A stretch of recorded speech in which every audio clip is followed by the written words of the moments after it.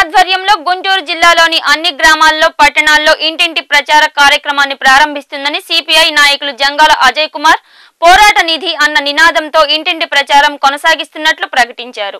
ప్రాంతాల్లోని ప్రజా సమస్యలపై పోరాటం చేసేందుకు కార్యాచరణ చేపడుతున్నట్లు జంగాల చెప్పారు. ఎన్నికల ముందు ఇచ్చిన హామీలను నెరవేర్చడంలో ప్రభుత్వం విఫలమైందని ఆయన ఆరోపించారు. బాబు వస్తే జాబ్ వస్తుందన్న వాదనను ఆయన పూర్తిగా తప్పుబట్టారు.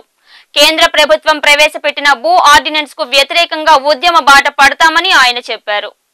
కమ్యూనిస్ట్ పార్టీ గుంటూరు జిల్లా వ్యాప్తంగా అన్ని గ్రామాల్లో పట్టణాల్లో ఇంటింటికి సిపిఐ అనేటటువంటి పేరుతోటి జిల్లా వ్యాప్తంగా ఉన్నటువంటి అన్ని గ్రామాల్లో పట్టణాల్లో ఉన్నటువంటి వార్డుల్లో ఉన్నటువంటి ప్రజా సమస్యల్ని అడిగి తెలుసుకుంటూ ప్రజా సమస్యలపైన సిపిఐ భవిష్యత్తులో నిర్వహించేటటువంటి పోరాటాలకి ఆర్థిక సహకారాన్ని అందించమని విజ్ఞప్తి చేస్తూ ఈ నెల 17వ తేదీ నుంచి 30వ తేదీ వరకు ఇంటింటికి సిపిఐ అనేటటువంటి పేరుతోటి పోరాట నిధి కార్యక్రమాన్ని నిర్వహిస్తూ ఉన్నాం.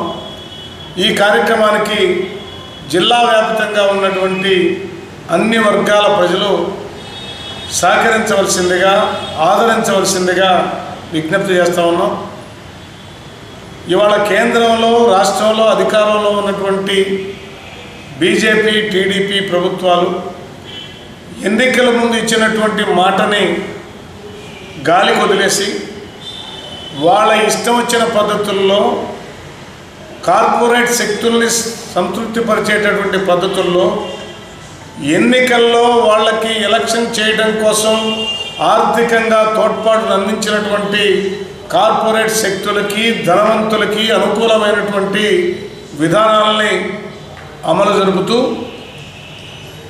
పూర్తి స్థాయిలో ప్రజలను మర్చిపోయి రైతులకు ఇచ్చిన రుణమాఫీని మర్చిపోయి డ్వాక్రా మహిళలకు ఇచ్చినటువంటి రుణమాఫీని మర్చిపోయి అన్ని వర్గాల ప్రజలకి ఇచ్చినటువంటి వాగ్దానాల్ని మర్చిపోయి ఇవాళ అత్యంత ద్రోహపూరితంగా ఈ ప్రభుత్వాలు వ్యవహరిస్తూ ఉన్నాయి.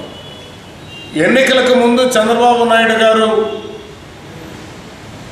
నేను పెద్ద కొడుకు లాంటి వాడిని మీ అందరి ఇళ్ళకని చెప్పినటువంటి ఆయన, ఇంటికో ఉద్యోగం ఖచ్చితంగా ఇస్తామని చెప్పినటువంటి ఆయన, బాబు వస్తేనే జాబు వస్తుంది అని చెప్పినటువంటి ఆయన, బాబు వచ్చాడు కానీ జాబు రాలేదనేటువంటి మదనతోటి ప్రజలందరూ కూడా ఇదవుతూ ఉన్నారు.